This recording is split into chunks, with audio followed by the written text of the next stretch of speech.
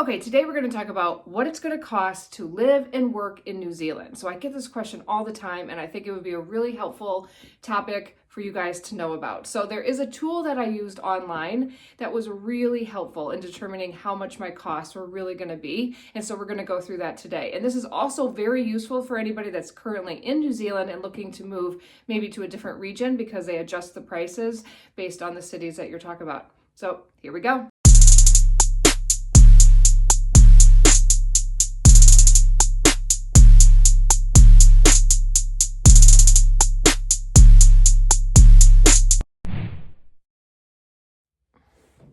Okay, so here we're in my home office, and today I'm going to go through a tool for you to use to calculate how much it is going to cost to live in New Zealand. And it kind of takes in all sorts of expenses. So this is something that I used when I came here 4 years ago to kind of calculate, how much things are going to cost, because it's a bit scary, especially if you have a whole family and children and like, can I afford it? What's it going to be like? So to highlight a couple things before we get started is that it is expensive to live here. We are just a series of islands where most goods are imported. So it is expensive to live in New Zealand. And I would say that the majority of both couples work to some extent. So a lot of times men or women one of them will work part-time and the other full-time. But in general, it's expensive enough where you should probably think about both of you working if you're coming over to New Zealand. Now, it can be expensive, but there's a lot of amazing things that this country offers in terms of lifestyle and just a work-life balance. So many other things that come into play so how you value something maybe in one country may not be as valuable to you here. So kind of keep that in mind. And so what I also like to tell people is to make sure that you're really honest about what you spend your money on and what really is important to you. So when we go through this, it'll go through clothes or things that you buy on a monthly basis. And sometimes people buy a lot of clothes per month and then some people don't at all. Okay. And then also I encourage you to say, hey, how much do I spend in your currency? And then translate it into New Zealand dollars to just kind of see in general, really honest how much you really spend in those areas, how much you spend on food, how much you spend on entertainment, going out to the movies or whatever, but things will be different because honestly, the best things in New Zealand are free. So it's so gorgeous. If you can kind of see my view from out the window here, let me just turn this for you. Can you see it? Oh, it's so gorgeous. The best things in New Zealand are free. So the hiking, the outdoor activities, just going into the sea, going mountain biking, obviously that requires that you have a bike, but, but in general, you get the idea. So the way that you will live your life may be vastly different than where you are currently. So those are some things to keep in mind. But this tool was really helpful for when we came over. Now, in addition to that, I'm going to say that this tool is very on the high end. Okay, so it'll come up with numbers that'll seem like, oh my gosh, I'll never be able to afford to live there. It's okay. I always like to base my numbers on worst case scenario so that, that I'm not surprised when I get there. And so these numbers are good. So it's good to think high and then hopefully it's not that high. But I know that when we first came, when we calculated our costs were, we ended up having the income that were coming in and the expenses that we had ended up evening out to, we didn't really have a lot left over when I did this from the States before we moved here. So it was good to kind of get an idea. Okay, we could definitely afford to live there. We're not going to have a lot of savings. We're not going to have a lot of leftover, but we're going there, for an experience because we originally came here for 2 years to have an experience. And so, but it was good. But I would say overall, now that I've lived here for 4 years, these numbers are quite high. And there's plenty of ways that you can live that aren't this expensive. So this is just if you just kind of did whatever you wanted, bought whatever food you wanted, go out whenever you wanted, that's what this looks like. Okay, so there's definitely ways that you could be more budget-minded with a family and make this a very affordable thing. So if you start in a Google search, you'll just type in New Zealand immigration, because I've clearly already done that. You go to the site. Now, this is really the only site that you need to move here. We didn't use any other resource. Now, a lot of people ask me the question, did you hire somebody? There's various services that are offered. We didn't. We thought that the site covered everything, and it worked perfectly fine for us. So, and there's, numbers that you can call if you have like very specific questions, and we need nothing more than this if you're planning on moving here. So what you do is go into the search, and we're going to do the cost of living calculator. See. Okay, there it is. Cost of living calculator. So this is right on the New Zealand immigration site, and this is great. Again, I'll say it's for people that want to move here, but also I think people that are in New Zealand and want to move to different regions because it adjusts to all of that. So it's really, really helpful. So let's start out here, depending on where you want to live. So they have all the main cities. You have Auckland, Wellington, Canterbury would be Christchurch, which is in the South Island. Then you have the rest of the North Island, rest of South Island, and Not Sure. So the rest of North Island, South Island is going to be more small town costs, which are going to be very different than the cities. The cities are much more expensive, mainly because that's where everybody is, and that's where the jobs are generally.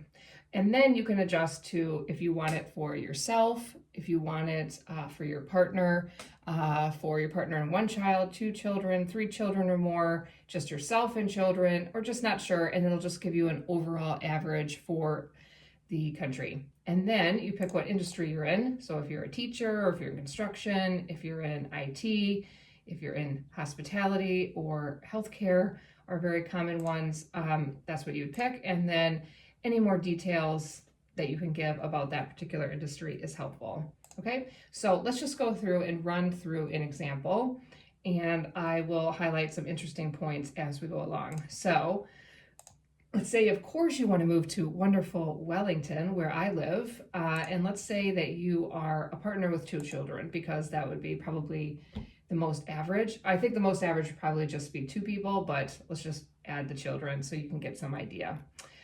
Industry, let's go with, let's just go with IT. Is also very popular. And then what type of IT do you do? Let's see, let's just do programming and development, which is probably very popular as well. Then here you can add my partner also works, and you can add those kind of details. So let's say you have a partner then is in education, and let's say that they're in primary. So that would be elementary if you were in the US. Okay, so then it calculates some averages. So it'll give you the average salary for IT, and then the average salary for education. So it's anywhere between 50,000 and 202,000 for IT, and for education be 35 to 80. Now, so what's interesting about this, just that I've lived here for a while now, and of course I don't know everything in every industry, but I would say that if you are coming here on a skilled migrant visa and you are shortlisted, you generally will have a skill that most people don't have in this country. And so you'll err on the higher side over here. I find in general that these averages are low, but then they show the expenses as really high. And so kind of how much you make in your country. And so then I would just adjust it to New Zealand dollars, and that'll give you kind of an accurate thing. So here it says the average salary is 103,000, which is probably average. Then it takes out your taxes and ACC, and if you want to know more about that, you can click on the question. Okay, I am clicking too well. So it explains the tax system and the pay system and ACC. So is a really cool program that they have here, and I kind of don't want to go into that because that's just going to make this video really long, but look it up. It's really cool, where if you have an accident at work, essentially you get paid 70% of your salary until you get better. And as you know, it is universal health care here, and so it's free or relatively cheap for healthcare in general. So it's a really great program. And then the tax structure is different than the States. Like in the States, if you make like $100,000, you're taxed, a flat fee across the board, where it's not the same here. So if you make like $10,000 here, you'll be taxed at 10%. If you make 20,000, you're taxed at 14. So the amount of money from, like say, 11,000 to 20,000 is taxed at a different rate than your first 10,000. And so it really makes it fair, I think, for kind of young adults that are coming up and they're just end up paying, 10 to 15% tax because they don't make a lot of money. Maybe they just have a part-time job while they're in uni and that sort of thing. So that's nice. I don't want to say too much about that, but we can talk about that later in another video. So the Kiwi Saver is just like the 401k in the States, or I'm sure there's another name in the UK, sorry, I don't know what it is, or in Australia, it'd probably be different. But it's a really good program, and a lot of businesses I've noticed really match a lot of money. And we've actually, in the 4 years that we've had, saved significant amount of money using the Kiwi Saver. But for our purposes, we're going to opt out of this. Because a lot of people come and they're just staying for a year, and so maybe that doesn't make sense. So anyway, so if you're making $103,000 a year, your take-home pay after tax is $77,000. So then your weekly pay is $1,482. Now this may seem odd. You can adjust it to monthly if you wish, but everything is charged by week in New Zealand. So that's something to get used to. So let's keep it at weekly. So if you are coming for primary education, your average salary is $55,000, your income and ACC. So, and then we're going to opt out of this. And so your weekly income is $865. So your total take home income after tax, so like the actual money that you'll get on a weekly basis, is $2,374. Okay.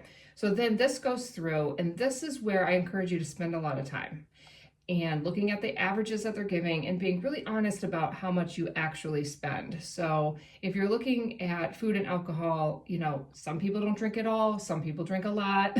You have to kind of adjust, just so you know, the wine is really good, so be warned.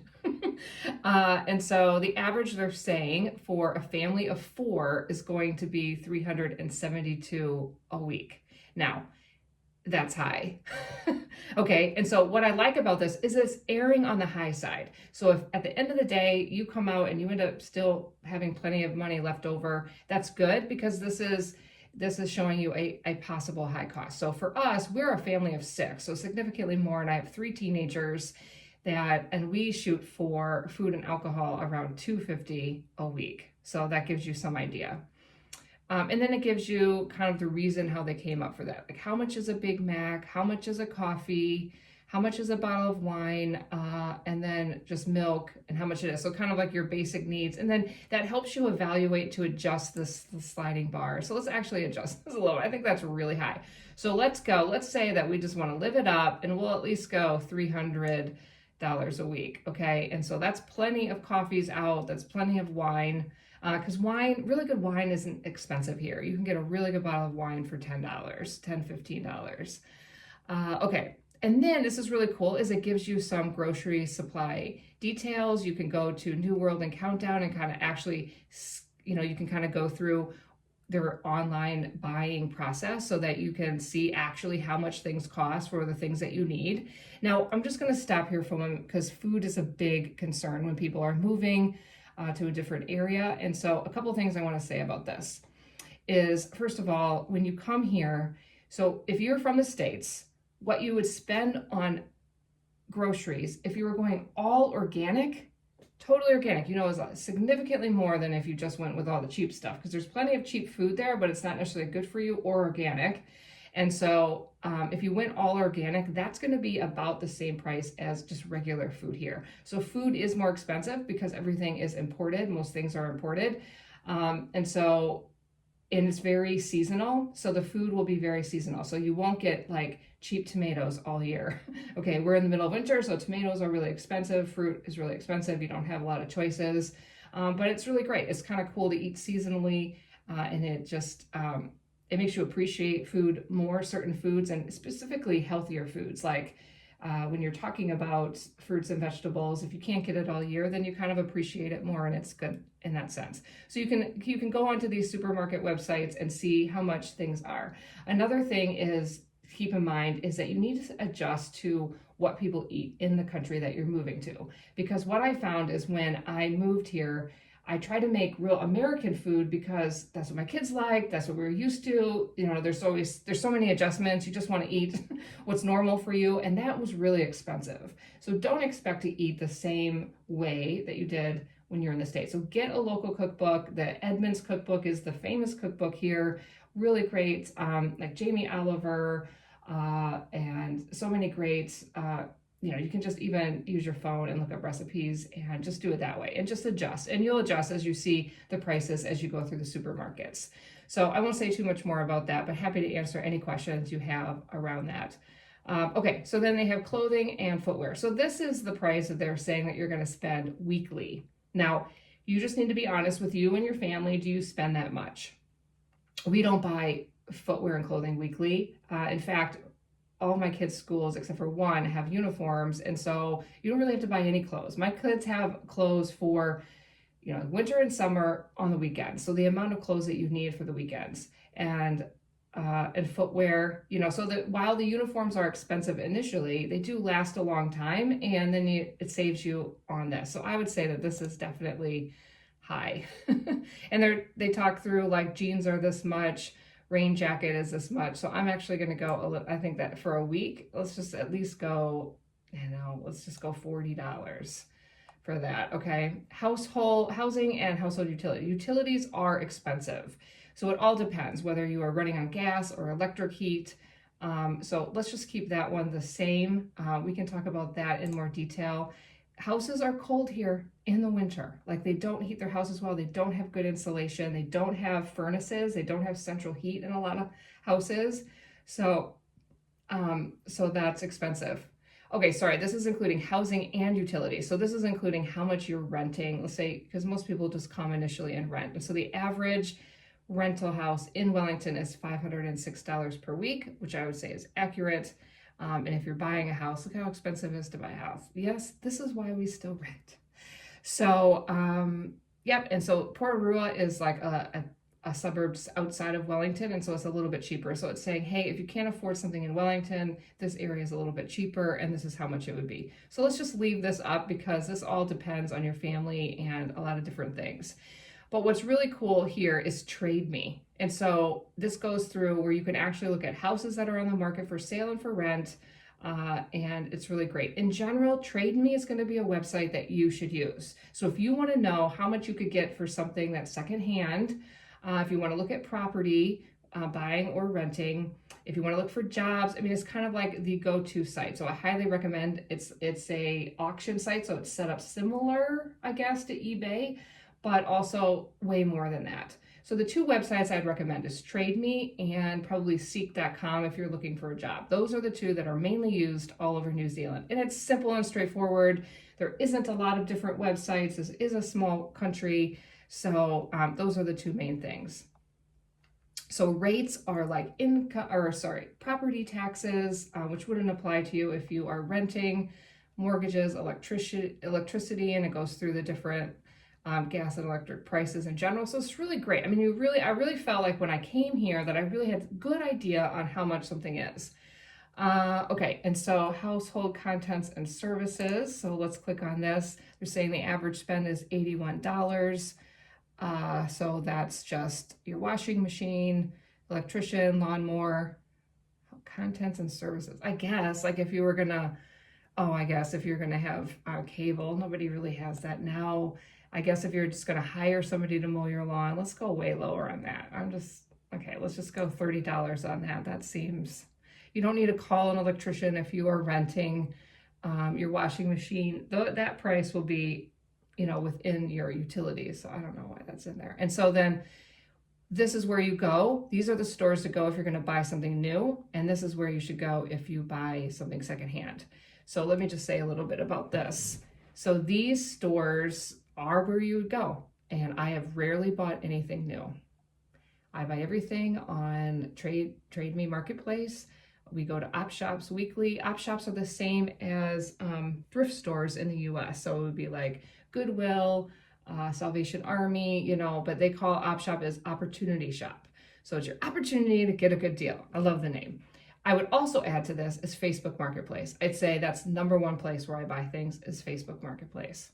So all good things. So when you're looking at how much things are, you'll be shocked at how much a bed is. You'll be shocked at how much basic things are compared to the US, but just know that you can buy them secondhand and they're just as nice, and I have had no problem with that. So happy to talk more about that or answer any questions about that. So let's look at health, weekly spend on health, going to the doctor for your child. So prescription pharmacy. So notice how cheap this is. So generally prescriptions will be $10, $5 or $10, and then your repeats are $0, are free. That's amazing. When you get signed up with a local GP, general practice doctor, and then you still have to pay like a copay to go see the doctor. But if they're a child under 13, they're free. But everything else is paid after that. So it's literally just for the checkup. And then if it was an accident, it would fall under the ACC that we talked about before, and that would all be covered as well.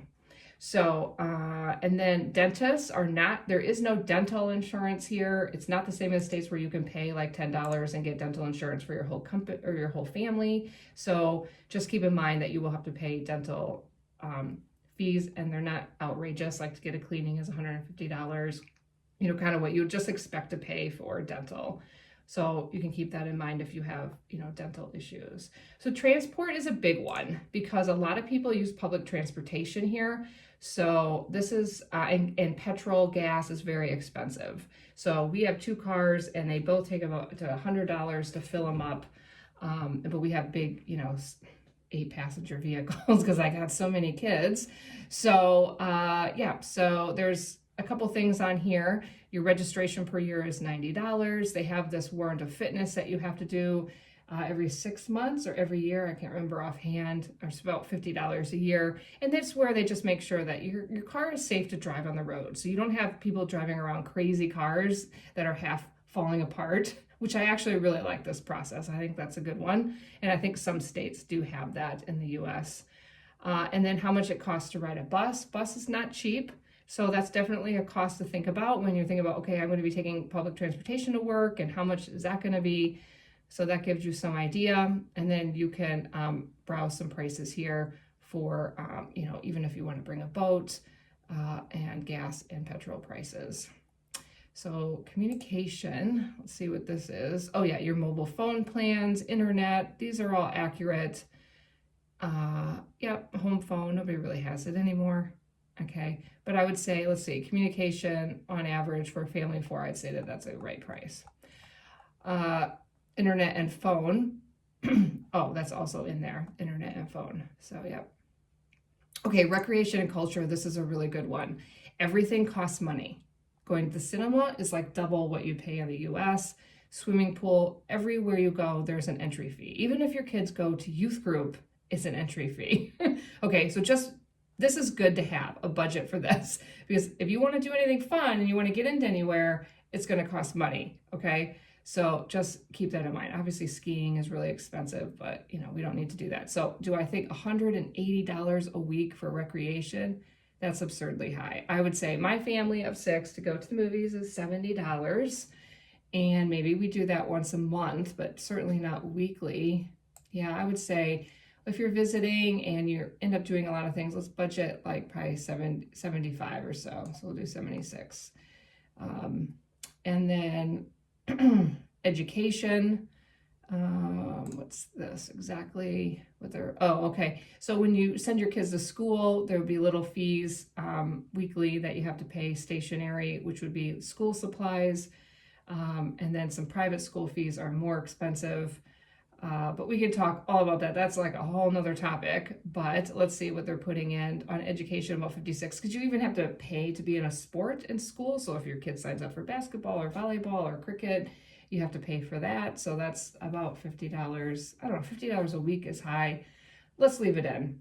There's just a lot of education expenses.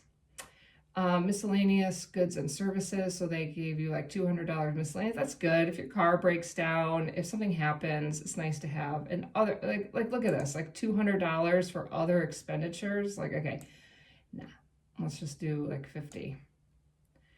Because you already have this miscellaneous. So you have basically $200 for that. So anyway, so as you can see, your weekly expenses now are almost $1,400, your combined income, which means you are saving $900 and $53 weekly New Zealand dollars. And so you can adjust these for US dollars, especially if someone is still working in the US, maybe online.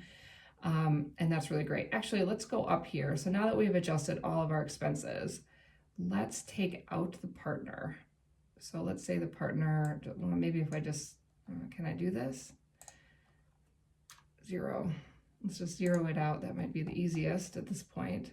And so there, you see, so if just one person works, you have barely left over, but you did budget for some miscellaneous things here, so it'll work. And I think that this is really where we kind of came out, because I didn't have a job when I moved here. It was just my husband that had the job. And then I did eventually work within about 6 months. Wasn't sure I was planning to, but you know, I just got a contract job and I really enjoyed it. And I was glad because I wanted the New Zealand work experience. So, and then if you go here, I was looking at this too, New Zealand salaries, average salaries, and expenses, some different survey results. That was interesting. So how to find a job, like I said, go to Trade Me, careers in government, and then I don't know why seek.com isn't on here, but it should be. And then this is really cool. If you click on this tool here, it sends you to another budgeting tool, and it's just a little bit more detailed. I ran through it a little bit, and so that's helpful. That's another option. And then making global comparison. And actually, I encourage you to watch this video because it talks about, you know, hey, maybe I made more money in my country that I came from, but hey, the lifestyle here is really great. And they kind of talk about it from all different perspectives. So that's cool. So yeah, so that is what I wanted to go through with you today. And so hopefully that was helpful for you to see kind of how much things are and can be, and you can get an idea of just how things are run here. So there you go. Okay, so I hope that was really helpful to you. That was a really helpful tool for us when we first came here, and it gives you a really good, that was just a nice general overview of what the expenses you have and how things kind of are run in this country. There's a lot of other great things that I could say about how easy it is to bank here compared to the US, how everything is online here makes it a lot easier. So for example, I still have all of my accounts in the US and I have to use them a lot, but man, I can't believe how many companies will not send me you know, like my bills online or through email, how many still require that it's through the mail, how so many businesses require that I have a US phone number in order to, you know, validate that it's really me on the website. And so I end up, for my credit card company, having to call in and pay over the phone because everything is just not up to par like electronically or online, whereas in New Zealand, everything is.